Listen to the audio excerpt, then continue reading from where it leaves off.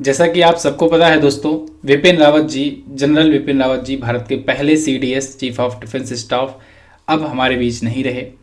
तो MJT education की तरफ से, पूरे देशवासियों की तरफ से इनको श्रद्धांजलि दी जा रही है। आज की वीडियो में हम लोग इनके योगदान के बारे में देखेंगे, जानेंगे, और इनका योगदान जानना भी आपके लिए बहुत ज़रूरी है कि ये क्या कंट्रीब्यूशन किए थे हमारे देश के लिए। 43 वर्षों तक इन्होंने देश की सेवा की, 43 वर्षों तक ये सेना से जुड़े रहे जनरल विपिन रावत जी। इनकी लाइफ के बारे में पूरा हम लोग डिटेल में जानने वाले हैं, तो पूरा वीडियो आपको एंड तक देखना है। विपिन रावत जी का जन्म हुआ था 16 मार्च 1958 को। 8 दिसंबर 2021 को एक हेलीकॉप्टर क्रैश में, जिसका हेलीकॉप्टर का नाम था MI-17, इसके बारे में भी अभी आगे बात करेंगे। इस हेलीकॉप्टर क्रैश में इनका निधन हो गया है। इनके साथ 12 और सैन्यकर्मी थे जिनका निधन हुआ है। एक सर्वाइवल जो भी बचे हुए हैं, जिनका हॉस्पिटल में अभी इलाज चल रहा है। इनके साथ इनकी वाइफ की भी डेथ हो गई है। विपिन रावत जी का जन्म 16 मार्च 1958 को उत्तराखंड के पीढ़ी गढ़वाल जिले में एक राजपूत परिवार में हुआ था। इनके पिता का नाम लेफ्टिनेंट जनरल लक्ष्मण सिंह रावत था, वो भी सेना के एक अधिकारी थे। इन्होंने दोस्तों अपने करियर की स्टार्टिंग की है 11वीं गोरखा राइफल्स की 5वीं बटालियन से। ये 11वीं गोरखा राइफल्स की 5वीं बटालियन से अपना करियर शुरू किए 1978 से। इसके बाद अपग्रेड होते होते भारत के सेना के सर्वोच्च पद तक पहुंचे। इन्हीं के लिए ये सीडीएस, समझ लीजिए सीडीएस का पद जब सृजित किया गया तो इन्हीं को जिम्मेदारी दी गई, और उस जिम्मेदारी को बखूबी निभाया भी इन्होंने। ये भारत के पहले चीफ ऑफ डिफेंस स्टाफ थे। 1 जनवरी 2020 से ये 8 दिसंबर 2021 तक नियुक्त हुए। हालांकि इनको सीडीएस बनाया जाएगा, इसकी नियुक्ति की घोषणा तो 2019 में ही कर दी गई थी, लेकिन ऑफिशियली ये 1 जनवरी से नियुक्त हुए। ओके, देहरादून में कैब्रियन हाई स्कूल, शिमला में सेंट एडवर्ड स्कूल और भारतीय सैन्य अकादमी से इन्होंने शिक्षा ग्रहण की, और यहाँ से इनको सोर्ड ऑफ ऑनर से भी सम्मानित किया गया था भारतीय सैन्य अकादमी से। इसके अलावा दोस्तों 2011 में इन्हें सैन्य मीडिया सामरिक अध्ययनों पर अनुसंधान के लिए, रिसर्च के लिए चौधरी चरण सिंह यूनिवर्सिटी के द्वारा डॉक्टरेट ऑफ फिलॉसफी से भी सम्मानित किया गया था। इनकी शिक्षा के बारे में कुछ और भी अगर बात करें तो भारतीय सैन्य अकादमी से ये ग्रेजुएट थे। इसके अलावा ये डिफेंस और मैनेजमेंट स्टडी में एमफिल की डिग्री हासिल किए थे। स्ट्रेटेजिक और डिफेंस स्ट्रेटेजी में भी ये एमफिल की डिग्री हासिल किए थे। कहाँ से? मद्रास यूनिवर्सिटी से। इनकी कुछ प्रमुख सैन्य सेवाओं की अगर बात करें तो 1979 में सेना में मिजोरम में सबसे पहले नियुक्त हुए। इसके बाद ये कॉन्गो में गए हुए थे। यूनाइटेड नेशन की पीस कीपिंग फोर्स का नेतृत्व ये किए थे। और मैंने आपको कई बार बताया हुआ है, यूनाइटेड नेशन ऑर्गेनाइजेशन के द्वारा जिन जिन देशों में अशांति फैली रहती है वहाँ पर कई देशों के कुछ पीस कीपिंग फोर्स भेजे जाते हैं। कई देशों से सैन्य अधिकारी बुलाए जाते हैं, वहाँ पर लगाया जाता है, और वहाँ पर जो अशांति फैली हुई होती है उसको शांति का माहौल वहाँ पर स्थापित करने के लिए यूनाइटेड नेशन ऑर्गेनाइजेशन की तरफ से वो लोग जाते हैं। तो ऐसे अलग अलग देशों से सेनाएं बुलाई जाती हैं। ऐसे ही कॉन्गो में गए हुए थे, पीस कीपिंग फोर्स का हिस्सा थे ये, और उसका नेतृत्व भी किया था इन्होंने। ठीक है, उसमें इनकी लीडरशिप में 7,000 से ज़्यादा वहाँ पर नागरिकों की जान बची थी। 1 सितंबर 2016 को सेना के उप प्रमुख का पद संभाले। इसके बाद 31 दिसंबर 2016 को ये भारतीय सेना के प्रमुख बने, यानी सेना अध्यक्ष बने। ठीक है, ये थल सेना अध्यक्ष बने। इनके पास पूर्वोत्तर क्षेत्रों में दोस्तों सेना को कैसे ऑपरेट करना उसका बहुत ही ज़्यादा अनुभव था। इसके अलावा म्यांमार में 2015 में हुआ था सर्जिकल स्ट्राइक, भारतीय सेना ने किया था, इन्हीं के नेतृत्व में किया हुआ था। 2016 में पाकिस्तान पर सर्जिकल स्ट्राइक हुआ, वो भी, उसमें भी मेन आइडिया इन्हीं का था। पूरा का पूरा प्लानिंग, पूरा का पूरा कंट्रोल सब कुछ इन्हीं के हाथों में था। 2016 का एयर स्ट्राइक, सर्जिकल स्ट्राइक। इसके बाद एयर स्ट्राइक जो हुआ उसमें भी इनका अहम योगदान था। अब जैसे सर्जिकल स्ट्राइक हुआ, इसके बाद एयर स्ट्राइक कर दिया गया। ठीक है, इसके बाद यहाँ पर क्या हुआ, जब एयर स्ट्राइक करने की जरूरत इसलिए पड़ी क्योंकि जब सर्जिकल स्ट्राइक हुआ था तो पाकिस्तान सतर्क हो गया था, तो बिल्कुल थल सेना को एकदम तैयार करके रखा हुआ था, अपने बॉर्डर पर आर्मी वगैरह लगा दिया था। ठीक है, तो ऐसे में अगर सर्जिकल स्ट्राइक दोबारा करने की कोशिश करते तो हो नहीं सकता था, तो फिर एयरफोर्स को बुलाया गया एयर स्ट्राइक के लिए। फिर इन्हीं सब चीज़ों, क्योंकि एयरफोर्स को तो अब आइडिया है नहीं वहाँ पर बॉर्डर पर, उस जगह पर थल सेना की जगह पर जहाँ पर लड़ती है वहाँ पर कैसे लड़े, या फिर उनका क्या आइडिया होगा, कैसा होगा। तो फिर ऐसे सिचुएशन से निपटने के लिए भारतीय थल सेना, भारतीय नौसेना और भारतीय वायुसेना तीनों को एक साथ लाने के लिए, जिससे उनको तीनों को एक साथ ऐसे मैनेज किया जा सके जिससे वो तीनों कभी भी आपस में सामंजस्य बना सके और मिलजुल करके लड़ सके एक साथ, क्योंकि उनका अलग टेक्निक होता है लड़ने का, थल सेना का अलग होता है टेक्निक लड़ने का। तो इन सब में सामंजस्य बैठाने के लिए एक नया पद बनाया गया, CDS, chief of defence staff, जो इन तीनों को लीड कर सकता है, जो इन तीनों सेनाओं को रिप्रेजेंट कर सकता है, ठीक है, जो इन तीनों सेनाओं में आपस में सामंजस्य बैठा सकता है, इन तीनों सेनाओं को एक साथ आदेश दे सकता है। तो इसके लिए चीफ ऑफ डिफेंस स्टाफ का पद एक बनाया गया और सबसे पहले जिम्मेदारी दी गई जनरल बिपिन रावत जी को ही, और ये देश का पहला CDS बनने का गौरव हासिल किए। भारत के पहले CDS, chief of defence staff, यही बने थे, जिसकी जिम्मेदारी तीनों सेनाओं से जुड़े मामलों में रक्षा मंत्री को सलाह देना होता है। तो इस प्रकार से हम लोग कह सकते हैं कि रक्षा मंत्री का ये प्रधान सैन्य सलाहकार होता है।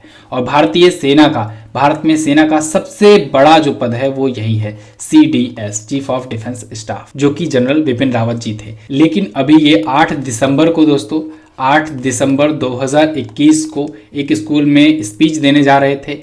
तो वहाँ पर रास्ते में कुन्नूर पड़ता है, तमिलनाडु के पास में, कुन्नूर के पास में, वहाँ पर जंगल में एक हवाई हादसा हुआ। इनका हेलीकॉप्टर जो था MI-17, जो कि रशियन मेड हेलीकॉप्टर है, बहुत ही एडवांस है और बहुत ही समझ लीजिए एक हाई फैसिलिटी वाला हेलीकॉप्टर है, लेकिन ये क्रैश हो गया। और वहाँ के जो चश्मदीद थे उनका कहना है कि हेलीकॉप्टर जो है पूरा आग का गोला बन गया था। इनके साथ दोस्तों 13 और थे, 13 में एक इनकी वाइफ थी और मधुलिका रावत, और 12 और सैन्यकर्मी थे, सैन्य अधिकारी थे। 12 सैन्य अधिकारियों में से केवल और केवल एक ही सैन्य अधिकारी हैं जिनका भी इलाज चल रहा है, जो बचे हुए हैं, वरुण नाम है, ठीक है। लेकिन इसके बाद बाकी के बाकी जो 13 थे, 13 की मृत्यु हो गई। 13 में एक बिपिन रावत जी थे और एक इनकी वाइफ मधुलिका रावत जी थी। MI-17 हेलीकॉप्टर्स की बात करेंगे दोस्तों, तो MI-17 V5 हेलीकॉप्टर जो है ये बहुत ही उन्नत हेलीकॉप्टर है, बहुत ही एडवांस हेलीकॉप्टर है। इसको कजान हेलीकॉप्टर्स के द्वारा बनाया गया है, रसिया में बनाया गया है। ये इतना एडवांस है इसीलिए ये बड़े बड़े अधिकारियों को और मंत्रियों को ले जाने का काम करता है, यानी हाई सिक्योरिटी वाला जो भी व्यक्ति होता है उसके लिए यूज किया जाता है। और जो पायलट होते हैं वो भी बहुत ज़्यादा वेल ट्रेंड होते हैं। तो हेलीकॉप्टर क्रैश क्यों हो गया, हालांकि इस मामले की जांच चल रही है, ये जांच का विषय है।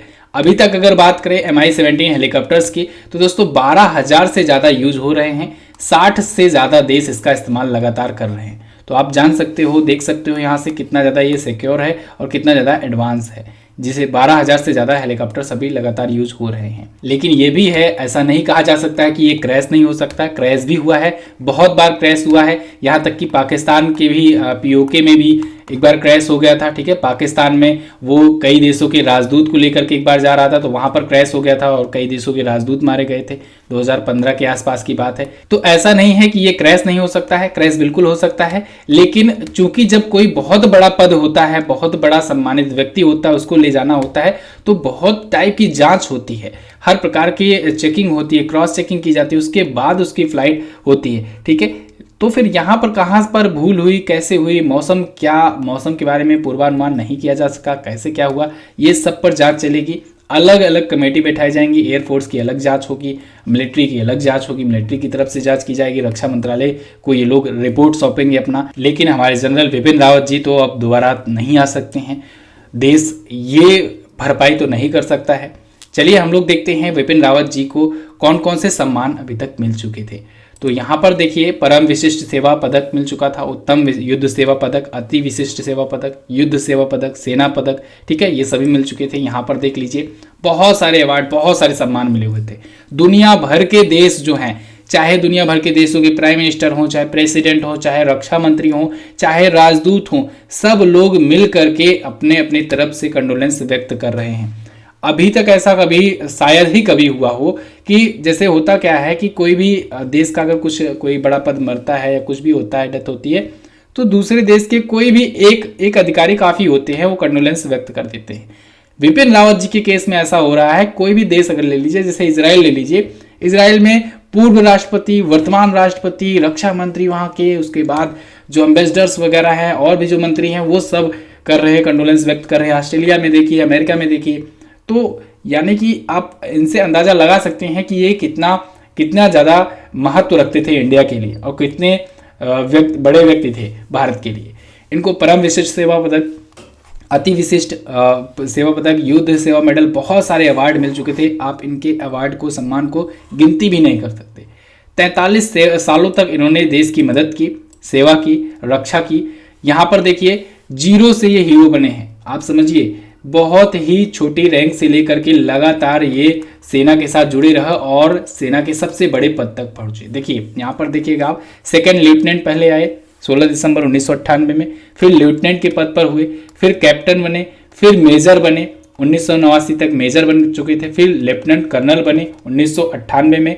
इसके बाद इंडियन आर्मी के ये कर्नल बने, ठीक है, कर्नल की पद पर आए। यहाँ पर आपको मैं सिंबल भी दिखाते चल रहा हूँ।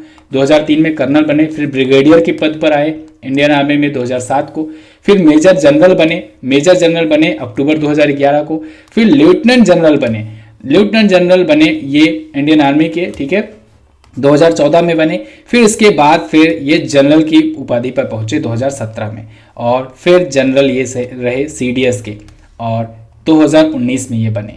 31 दिसंबर 2019 को इनको CDS बनाया गया। देखिए ये इकलौता ऐसा पद था अभी तक कोई और नहीं आया था, भारत के पहले ये CDS बने हुए थे। तो आप समझिए कितने शुरुआत से लेकर के कितने बड़े पद तक ये पहुंचे थे जनरल बिपिन रावत जी। वाकई में देश ने बहुत बड़ा हीरा अपना खो दिया है एक एक्सीडेंट में। इनके पिताजी भी सेना में थे, ये भी सेना में थे, और ये मरते दम तक सेना में रहे। इससे बड़ा गर्व की बात देश के लिए हो ही नहीं सकता। देश ने एक ऐसा सपूत खोया है जो देश के लिए ही था, जन्म लिया, देश के लिए ही मृत्यु को, वीरगति को प्राप्त हुआ। तो एक बार फिर से MZT एजुकेशन की तरफ से इनको भावपूर्वक श्रद्धांजलि। CDS जनरल बिपिन रावत जी ये हमेशा अमर रहेंगे और देश इनका बलिदान कभी नहीं भूल सकता है। तो इसी के साथ इस वीडियो को एंड करते हैं। मिलते हैं दोस्तों अगले दिन की वीडियो में किसी और टॉपिक के साथ। तब तक के लिए नमस्कार, जय हिंद, वंदे मातरम।